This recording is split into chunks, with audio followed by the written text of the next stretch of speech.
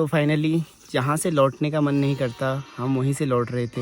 हमको वहीं से होके लौटना था। ये है केदारनाथ, भगवान शिव की पावन भूमि, जहाँ हर पत्थर शिवमय है, हर हवा ओम नमः शिवाय कहती है। इस यात्रा का अंत नहीं है, ये तो एक नई शुरुआत है। एक छोटा सा टी पॉइंट है, टी और कॉफ़ी। हमने 2 चाय ले रखी है यहाँ पर से। रास्ते से गए थे हम भैरव मंदिर। ये रास्ता बिल्कुल केदार बाबा जी के बगल से जाता हुआ। हर यात्रा की एक कहानी होती है, लेकिन जब वो यात्रा केदारनाथ से शुरू हो तो वो कहानी नहीं रहती, वो बन जाती है एक आत्मा की पुकार। हम लौट रहे थे, मगर मन बार बार पलट के देख रहा था उस महादेव को जो स्वयं इस हिमालय की चोटी पर विराजमान है।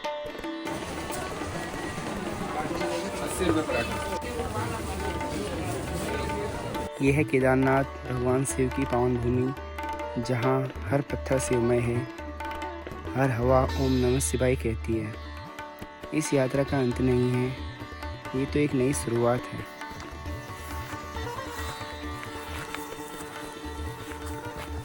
सच में केदारनाथ से वापस आने का बिल्कुल भी मन नहीं कर रहा था। एक बार जो केदारनाथ चला जाता है, मन करता है बस यहीं बस जाएं, बस यहीं रुक जाएं। ऐसा लगता है कि आत्मा यहीं रुक गई है हमारी, और हमारी यात्रा एक नई पड़ाव की तरफ बढ़ रही थी। रास्ते भर पहाड़ों की वो आवाज़ें, वो बादल का उतरना और बारिश की हल्की बूंदें, जैसे प्रकृति हमारे साथ चल रही हो। आते आते हमें अंधेरा हो गया। हम लौट रहे थे उसी पथ से। भीमबली, लिचोली, जंगल चट्टी, हर मोड़ पर यादें हैं, और हर कदम पर वो अदृश्य शक्ति है जो थामे हुई थी हमें इस पूरे सफ़र में।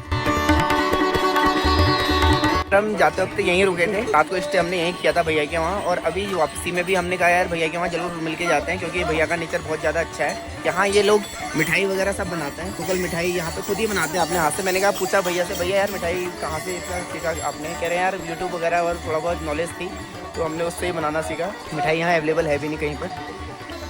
काफ़ी अच्छा था, बहुत ही अच्छा अनुभव। और मैं बर्थडे करके गिरा भी हूँ गाइस, मेरे हाथ में खच्चरों की स्मेल आ रही है। थोड़ी देर बाद मैं भी खच्चर चलाता हुआ मिलूंगा आपको इधर। इसके हाथ गिर पड़ा है, गड्ढे में पैर चले गया इसका, और हाथ जमीन में लगे क्योंकि खच्चरों ने सब गंदा कर रखा है, तो हाथ में गोबर की बदबू आ रही थी। चलो कोई बात नहीं, होता रहता है। और बाकी यहाँ पे जो है हमने करीब 6 किलोमीटर पैदल आ गए हैं वापस। अभी भैया से पता चला कि 2013 से पहले का रास्ता जो था वो था 16 किलोमीटर। अभी जो इधर का रास्ता नया बना है ये है 22 किलोमीटर तकरीबन, जो कि हमें पता नहीं था।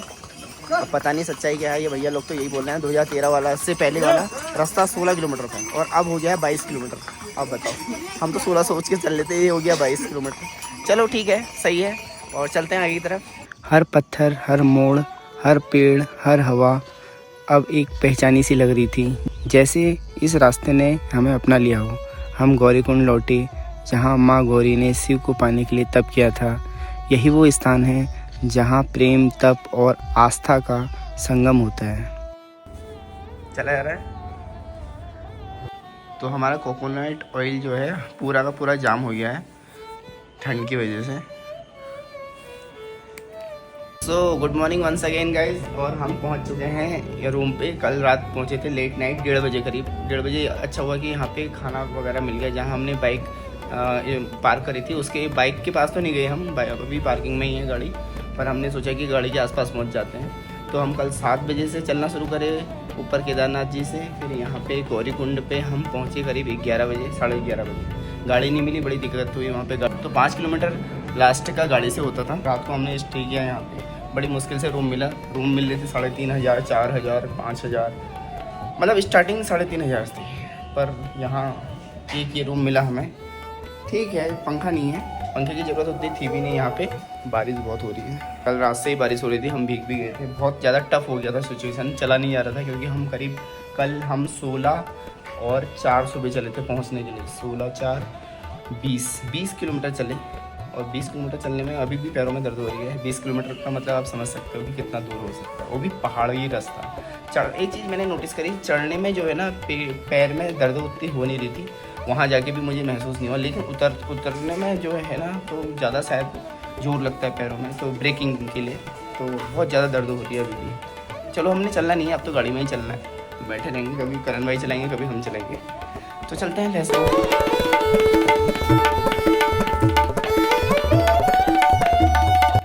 वीकेंड में ज़्यादा भीड़ हो जाती है, इसलिए लाइन लगी हुई है। वीकेंड है, चल रहा है, तो इतनी लंबी लाइन लग गई है। देखो, हमने ये सारे अपने हेलमेट एक पॉकेट में डलवाए थे। इसकी एक पर्ची कटती है जिसका 12 घंटे का 50 रुपये होता है। हमें करीब 2 दिन लगे, तो हमारे 48 घंटे हुए, जिसमें कि हमें 200 रुपये का रहा। लेकिन हमें हेलमेट नहीं ले आने पड़े। 1.5 किलो का 2 किलो का एक ही हेलमेट है। 48 घंटे कैसे? 2 रात हो गई। हमने एक इम्पोर्टेंट चीज़ की है, जो हमने मोबाइल लिया था रास्ते से, बाइक में ऐसे ही डाल दिया था साइड से। देखते हैं, तो वैसे हेलमेट तो रखे हैं लोगों ने इसमें ही, क्या पता हो ना हो, कोई भरोसा नहीं है। ये है हमारी गाड़ी, रखा हुआ है। वाह, तो 2 दिन से हमारी गाड़ी खड़ी थी। इसके ऊपर खाना भी खा रखा किसी ने शायद ही, लेकिन हमने ऐसे ही मोबाइल डाल दिया था, इसमें ही मोबाइल है। बारिश हो रही है, रेनकोट पहन लूँगा मैं भी। बाइक वगैरह का बड़ा अच्छा बना रखा है इन्होंने यहाँ पे पार्किंग का।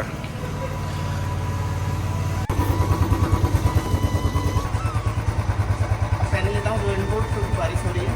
चलते हैं। तो हम पहुँचने वाले हैं रुद्रप्रयाग। टनल से अंदर जाएंगे हम।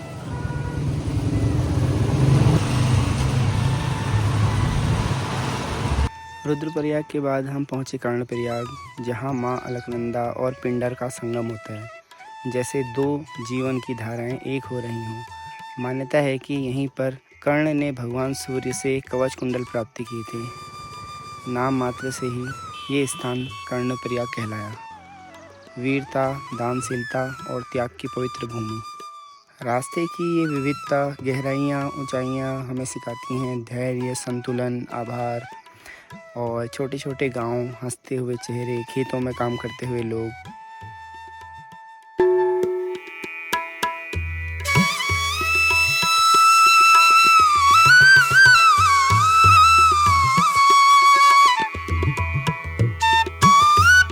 हम द्वाराहाट पहुंच गए।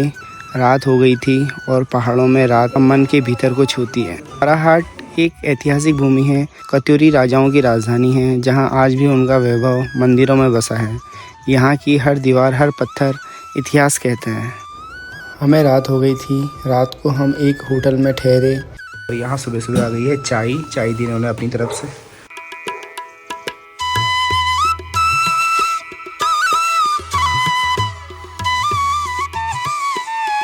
गाइस, बेस्ट एक्सपीरियंस था मेरा यहाँ पे, ये रूम पे। और थोड़ा तबीयत ख़राब हो गई है। एक 2 पैरासीटामोल ले रखी थी हमने आते वक्त, अभी खाएंगे उसको।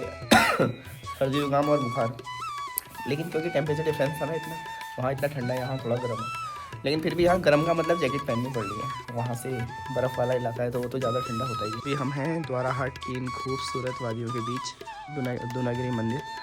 और यहाँ से करीब 14 से 16 किलोमीटर के बीच में है शायद, लेकिन मैप में दिखा रहा है 21 किलोमीटर। 1 घंटा लगेगा मतलब।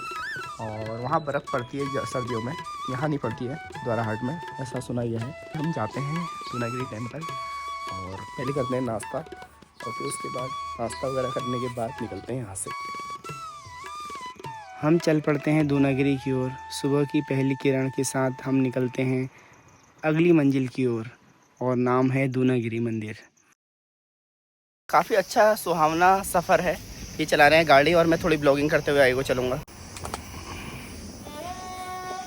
उत्तराखंड के गढ़वाल और कुमाऊं के बीच बसे इस मंदिर के बारे में कहा जाता है, यहीं पर महर्षि दुर्वासा और ऋषि विश्वामित्र ने तपस्या की थी। कुछ पुरानी मान्यताओं के अनुसार जब हनुमान जी संजीवनी बूटी लेके हिमालय से आए थे, तो एक टुकड़ा पर्वत का यहाँ पर भी गिर गया था, और इसी से यहाँ का नाम दूनागिरी पड़ा। माँ भगवती का ये शक्तिपीठ आज भी साधकों के लिए प्रेरणा स्थल है। यह यात्रा सिर्फ स्थानों की नहीं, यह यात्रा है भावनात्मक और भावों की है। शब्दों से परे है, उस अनुभूति की है जो इन वादियों से महसूस हो सकती है। द्वाराहाट और दूनागिरी ये केवल नक्शे नहीं, ये एक भावना है, एक आत्मा को ईश्वर की ओर ले जाने वाली एक यात्रा है। द्वाराहाट से दूनागिरी की ओर बढ़ते हुए पहाड़ी रास्ते जैसे खुद एक कहानी कह रहे हों। कहीं शांत घुमाव, कहीं गहराई, कहीं उतरती घाटियाँ।